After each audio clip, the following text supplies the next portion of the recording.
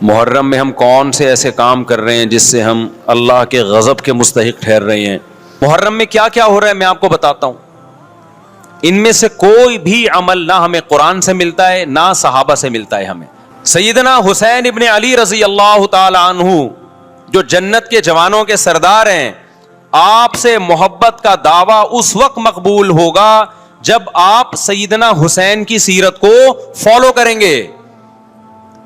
رونا پیٹنا ماتم کرنا یہ سیدنا حسین اور اہل بیت کی سیرت نہیں ہے. اس بات میں دو رائے نہیں ہو سکتی کہ سیدنا حسین رضی اللہ تعالی عنہ کو جو کربلا میں شہید کیا گیا یہ کائنات کا بدترین ظلم تھا. جس نے آپ کی گردن مبارک پہ تلوار رکھی اس کی بدبختی میں دو رائے نہیں ہو سکتی. بہت ہی کوئی شقی اور بدبخت جو نواسہ رسول صلی اللہ علیہ وسلم کے قتل کی طرف بڑھا، بہت ہی کوئی بدبخت اور بدنصیب جو کوفہ کے گورنر ابن زیاد کے کہنے پر نواسہ رسول سے لڑنے کے لیے نکلا، جو اس ظلم کو ظلم نہیں مانتا، جہنم میں جانے کے لیے تیار کر رہا ہے. پھر کربلا میں ایک بڑا ظلم یہ ہوا کہ صرف سیدنا حسین ابن علی کو شہید نہیں کیا گیا، آپ کے ساتھ جتنے مرد تھے سب کو شہید کر دیا گیا. لیکن ہمیں پیغمبر صلی اللہ علیہ وسلم اور صحابہ کی سیرت میں کیا ملتا ہے؟ میں ایک آیت سے آپ کو سمجھاتا ہوں.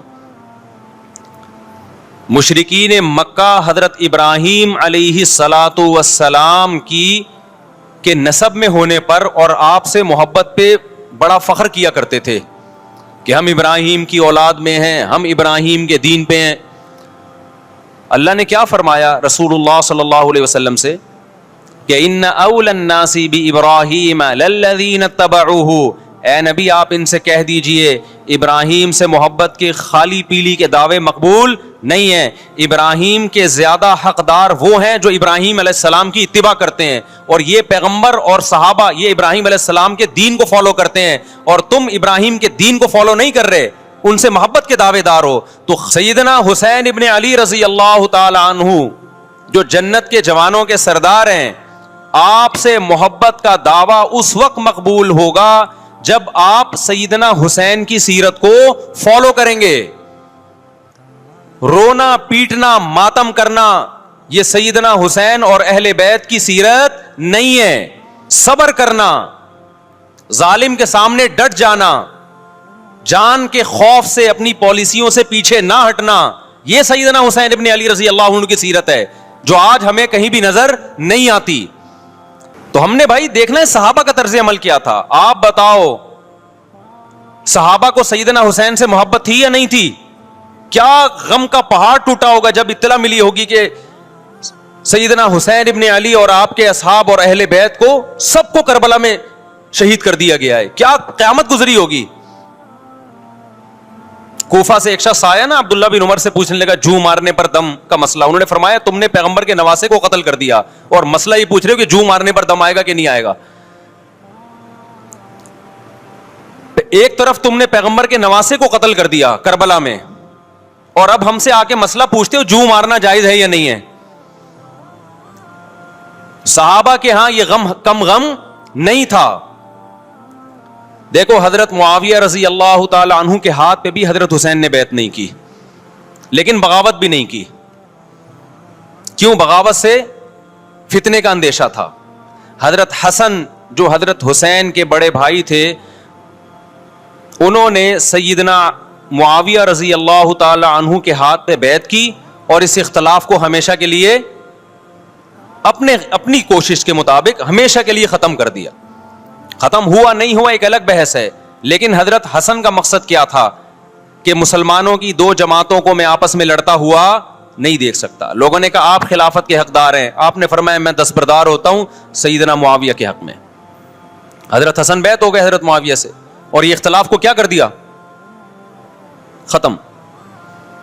حضرت حسین بیعت نہیں ہوئے، لیکن حضرت حسین نے بغاوت بھی نہیں کی. ہر ایک کی اپنی رائے تھی. حضرت حسن کی اپنی رائے تھی, ان کا خیال تھا کہ بیعت ہونا مسلمانوں کے لیے زیادہ مفید ہے, ایک پاورفل حکومت ہوگی, ایک طاقتور ریاست ہوگی, ورنہ لڑتے رہیں گے آپس میں.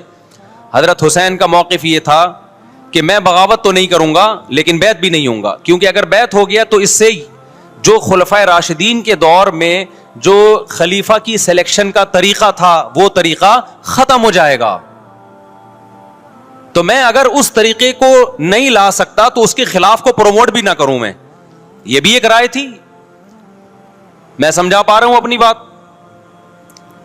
بھائی رائے کا اختلاف ہوتا ہے نا. نبی صلی اللہ علیہ وسلم نے فرمایا اذا اجتہد المجتہد فإن اصاب فلہ اجران وإن اخطأ فلہ اجر واحد. جب کوئی مجتہد اللہ کی رضا کو سامنے رکھ کے اجتہاد کرتا ہے, صحیح اور غلط کا فیصلہ کرنے بیٹھتا ہے, رائے یعنی اس کا مقصد اللہ کی رضا ہو, تو اگر وہ درست نتیجے پہ پہنچے تو 2 ثواب, غلط نتیجے پہ پہنچے تو بھی 1 نیکی اس کو ملتی ہے, اس لیے کہ اس کے بس میں جو خیر خواہی کا کے لیے جو تھا وہ اس نے کر دیا. رائے کا اختلاف ہوتا ہے. تو حضرت حسن رضی اللہ تعالیٰ عنہ بیعت ہوئے حضرت معاویہ کے ہاتھ پہ. سیدنا حسین نہ بیعت ہوئے اور نہ آپ نے بغاوت کی, خاموشی اختیار کی. حضرت معاویہ رضی اللہ تعالی عنہ نے سیدنا حسین کو تلوار کی زور سے بیعت پر مجبور نہیں کیا, بلکہ نواسہ رسول کا خیال کیا اور وصیت بھی کی لوگوں کو. لیکن جب حضرت معاویہ کے بعد یزید جانشین ہوا, اس کی سب سے بڑی غلطی یہ تھی کہ اس نے نواسہ رسول صلی اللہ علیہ وسلم اور آپ کے ساتھ جو چند اہل بیت اور چند صحابہ تھے, اس وقت بھی حضرت حسین نیوٹرل تھے. نہ حضرت حسین نے بغاوت کا ارادہ کیا اور نہ بیعت کرنے کا ارادہ کیا. یزید ابن معاویہ کو چاہیے تھا کہ سیدنا حسین رضی اللہ عنہ کو اپنے حال پہ چھوڑ دیتا, اپنے والد کی طرح.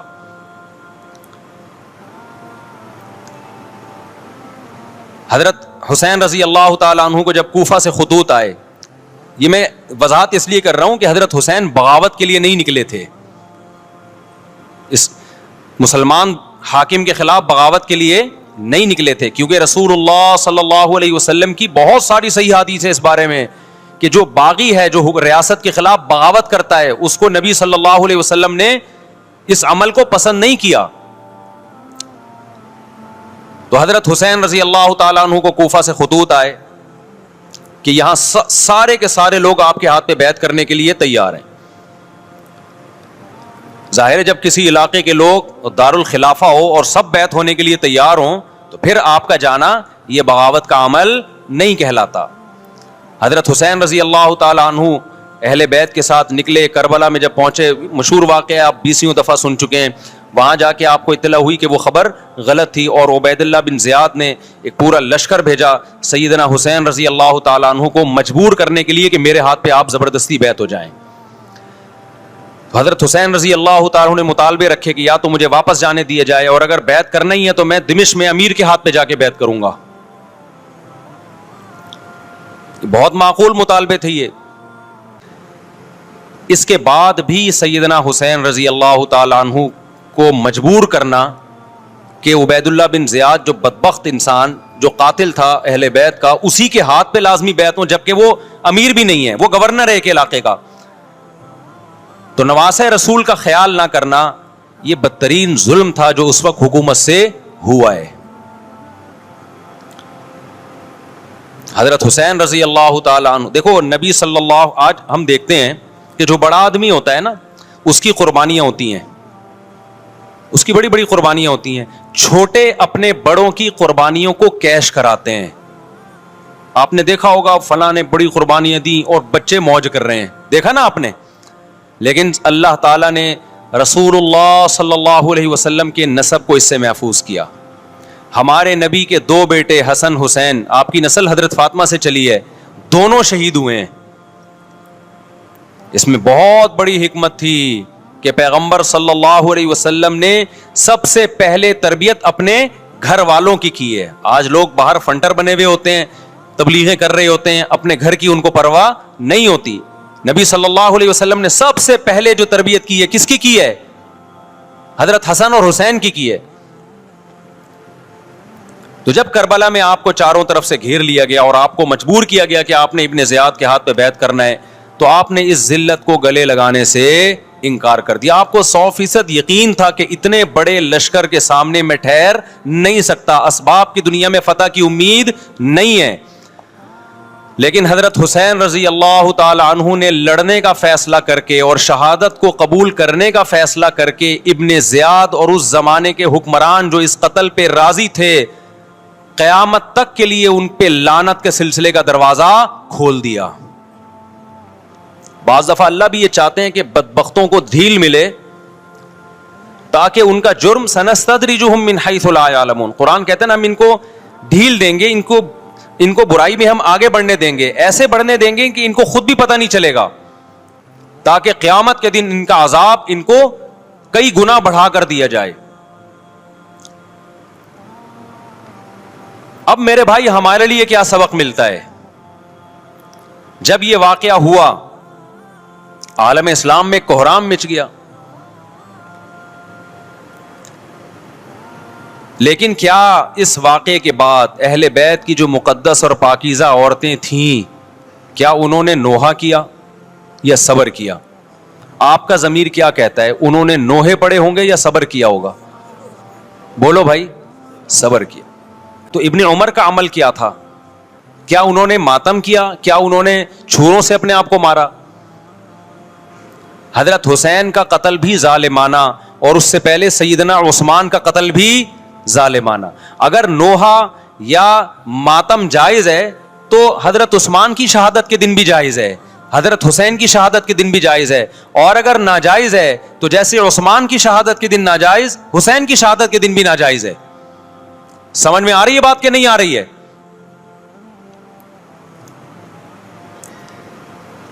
قرآن کیا کہتا ہے ایسے مواقع کے بارے میں؟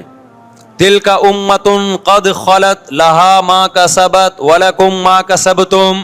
قرآن جب بھی پرانی امتوں کے واقعات بتاتا ہے, قرآن کہتا ہے یہ ایک قوم تھی جو گزر گئی, انہوں نے جو کیا اس کا بدلہ ان کو ملے گا, تم جو کرو گے اس کا بدلہ تمہیں ملے گا.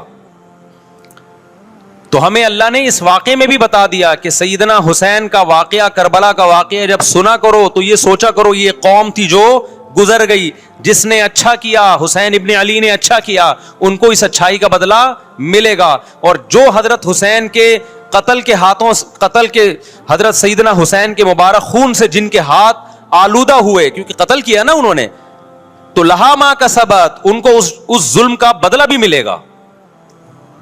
تو ہمارا کام کیا ہے؟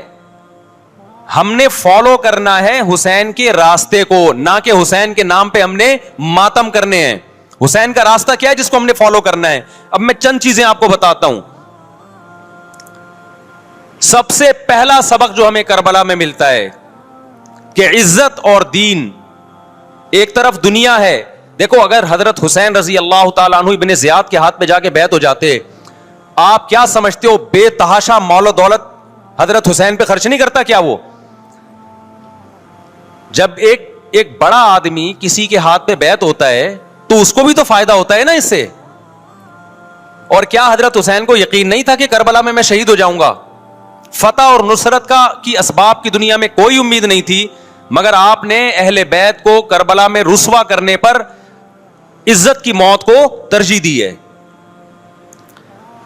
آج اگر آپ میں یہ ظرف ہے کہ آپ عزت کی موت کو ذلت کی زندگی پر ترجیح دیتے ہو تو پھر آپ حسینی ہو. نہیں آئی بات؟ میرا خیال ہے سمجھ. سیدنا حسین کی سخاوت کے واقعات ہیں. سیدنا حسین باغی نہیں تھے رضی اللہ عنہ.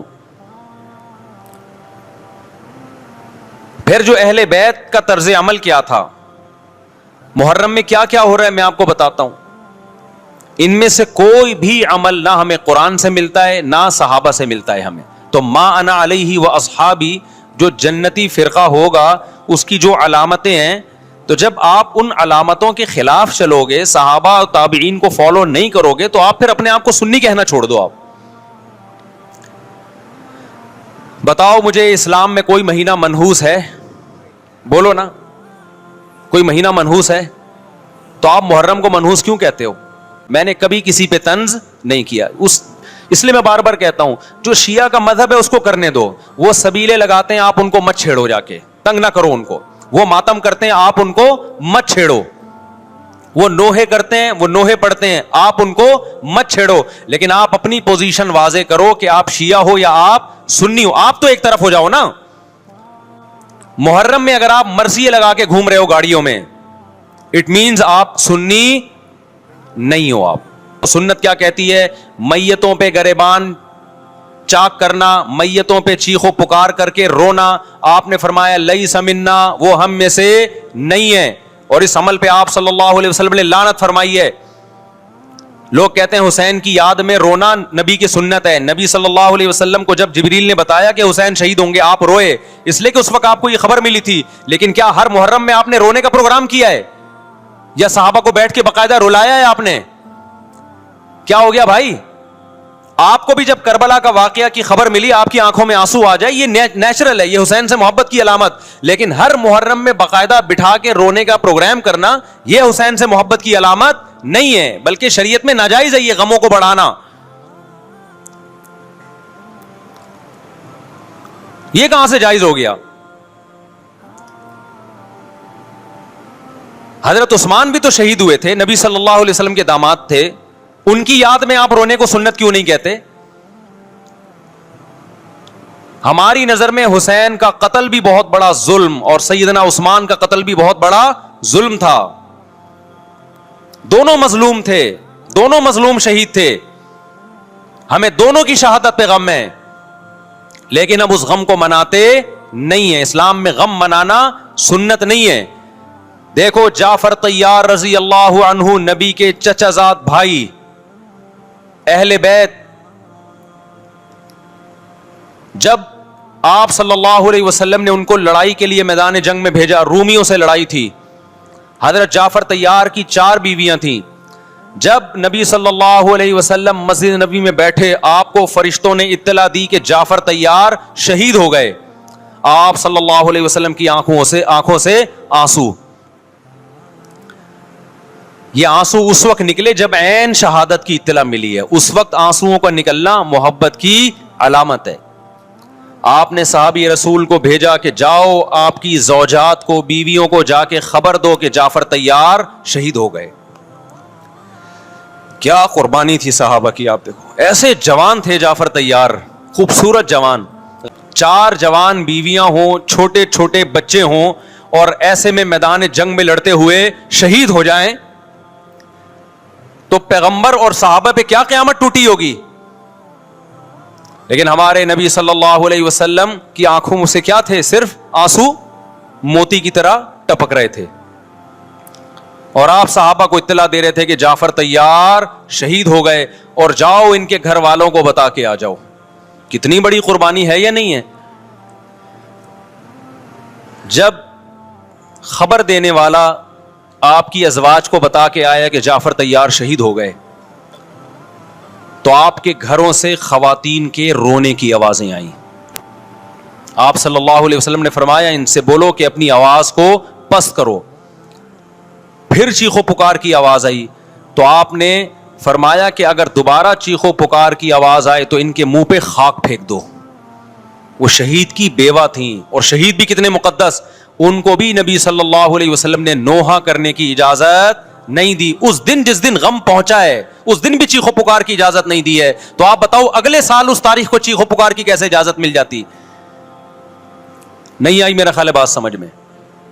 جب غم پہنچا ہے اس وقت چیخنے چلانے کی اجازت نہیں ہے. چھوٹے چھوٹے یتیم بچے, حضرت جعفر طیار کے چھوٹے چھوٹے یتیم بچے, کتنا غم ہوتا ہے جب چھوٹے چھوٹے بچے, ان کا باپ دنیا سے چلا جائے, کتنا ترس آتا ہے ان کے اوپر. تو ہمارے نبی کو بھی ان یتیم بچوں پہ بھی ترس آیا, ان بیواؤں پہ بھی ترس آیا. لیکن نہ نبی صلی اللہ علیہ وسلم چیخو پکار کر کے خود روئے, اور نہ آپ نے ان کی ازواج کو رونے کی اجازت دی ہے. سمجھ میں نہیں آ رہی میرا خیال ہے بات.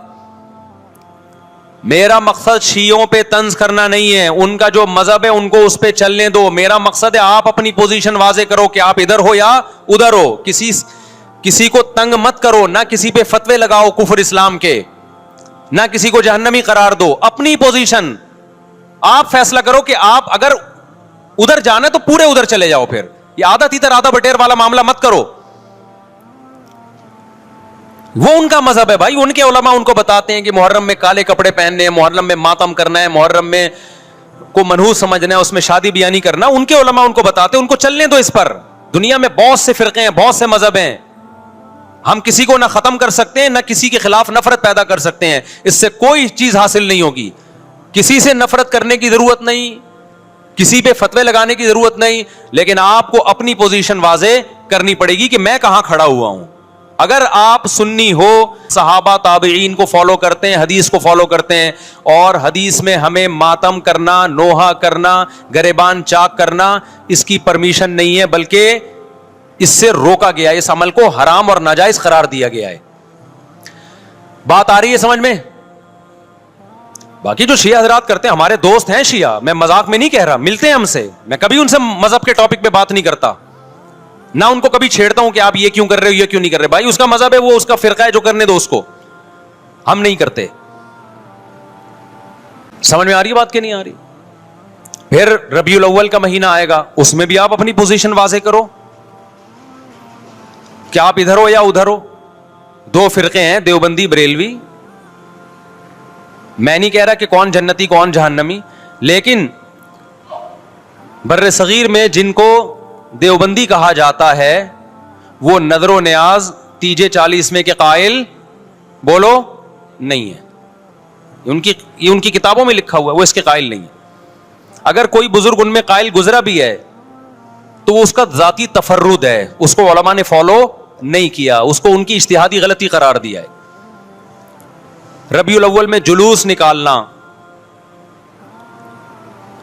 یا مزار بنانا یا مزاروں پہ جانا اس نیت سے کہ وہاں جا کے ہم کوئی قوالی پڑھیں گے یا کچھ بھی, ہمارے ہاں قبرستان جانا صرف اس لیے ہے کہ آخرت کی یاد تازہ ہو, بس. اس کے علاوہ اور کوئی کانسیپٹ نہیں ہے. ہمارے ہاں قبر ایک بالش سے زیادہ اونچی بنانا جائز بولو نا نہیں ہے. قبر پکی کرنا جائز نہیں ہے. تیجے 40 کرنا جائز بولو نہیں. آج ایک صاحب آئے, کہنے لگے میری ساس کا 40واں ہے, فجر میں کہنے لگے مجھے, کہہ رہے میں نہیں گیا تو بڑا مسئلہ ہو جائے گا. میں نے کہا بھائی ایک فیصلہ کرو, گرین چینل یا وائٹ چینل, ایک طرف ہو جاؤ بھائی, کیونکہ وائٹ چینل میں یہ جائز نہیں ہے, نہ 40واں ہے نہ تیجا ہے. اب لوگ مذاق اڑاتے ہیں, مر گیا مردود نہ فاتحہ نہ درود. بھائی کچھ بھی کہتے رہو, تو پھر پورے ادھر کو ہو جاؤ, یا تو پورے وائٹ ہو جاؤ یا پورے کیا ہو جاؤ, پورے گرین ہو جاؤ. پھر تیجا بھی کرو, 40واں بھی کرو, برسی بھی کرو, اور پھر اس کے بعد جھنڈے بھی لگاؤ ہرے رنگ کے. میں نہیں کہہ رہا دیوبندی صحیح ہے یا بریلوی صحیح ہے, دیکھو میں یہ بحث نہیں کر رہا, میری بات کو غلط نہ لے کے جانا. میں کہہ رہا ہوں آپ اپنی پوزیشن واضح کرو, صحیح غلط تو اگلا مرحلہ ہے. آپ کیا ہو, آپ کو تو یہی نہیں پتا چل رہا. آپ ربیع الاول میں ہرے جھنڈے لے کے گھوم رہے ہو, رمضان میں آپ وائٹ چینل بنے ہوئے ہو, محرم میں آپ بلیک چینل بنے ہوئے ہو, تو پتہ ہی نہیں چل رہا تو ہے کیا بھائی. جب 73 فرقوں میں ایک جنتی ہے تو ایک کو فالو کرو نا, جس کو جنتی سمجھتے ہو. اگر آپ سمجھتے ہو کہ بلیک چینل یا شیعہ فرقہ جنتی ہے تو پورے شیعہ ہو جاؤ بھائی. اگر آپ سمجھتے ہو بریلوی فرقہ جنتی ہے تو پورے بریلوی ہو جاؤ. تو جس کو سمجھتے ہو وہ بن جاؤ, لیکن پورے بنو, ادھورے مت بنو, آدھا آدھا نہ لو. بات سمجھ میں آ رہی ہے؟ میں پھر بتا رہا ہوں, نہ میں کسی کو جنتی کہہ رہا ہوں نہ جہنمی. میں یہ نہیں کہہ رہا دیوبندی جنت میں جائیں گے یا بریلوی جائیں گے یا شیعہ جائیں گے, یہ تو اللہ فیصلہ کرے گا. ہم تو وہ کریں گے جو ہماری کھوپڑی میں آ رہا ہے. ہماری کھوپڑی میں یہ آ رہا ہے کہ جس کو بھی کرو تو ایک کو کرو پورا, تاکہ ایک طرف ہو جاؤ. آدھے تیتر آدھے بٹیر مت بنو آپ, اور دوسرے کو چھیڑو بھی نہیں, چھیڑنے کی بھی ضرورت نہیں ہے. کوئی جو کر رہا ہے کہ بھائی اس کا مذہب ہے. دیکھو ہندو مندر میں جاتا ہے نا, ہماری رائے کے مطابق صحیح کر رہا ہے, غلط کر رہا ہے, غلط کر رہا ہے, لیکن ہم چھیڑتے ہیں کیا؟ اسلام نے اجازت دی اس کو چھیڑنے کی کہ ہندو جا رہا ہے اس کو پکڑ کے لا کیوں جا رہا ہے بھائی. اسلام بولا بھائی لکم دینکم ولی دین, تمہارے لیے تمہارا دین, ہمارے لیے ہمارا دین. لا اکراہ فی الدین, دین میں زبردستی نہیں ہے, جو کر رہا ہے اس کو کرنے دو. تبھی اسلامی تاریخ میں کوئی ایک مندر بھی ہمارے علم میں نہیں ہے کہ اس میں ہندوؤں پہ پابندی لگی ہو کہ مندر نہیں جا سکتے. جب تک اسلامی حکومتیں رہی ہیں, ہندوستان میں 1000 سال مسلمانوں نے حکومت کی ہے, اگر ہندوؤں کو مندر جانے سے روک دیتے تو آج یہ مندر ختم ہوتے. اسلامی حکومت جب ختم ہوئی ہے تو بھی مندر, لاکھوں کی تعداد میں مندر تھے. اسلام مسجد جانے کا حکم دیتا ہے یا چرچ جانے کا؟ بولو. مسجد. چرچ جانے کو غلط سمجھتا ہے کیونکہ وہاں غیر اللہ کی, عیسیٰ ابن مریم کی عبادت ہو رہی ہے.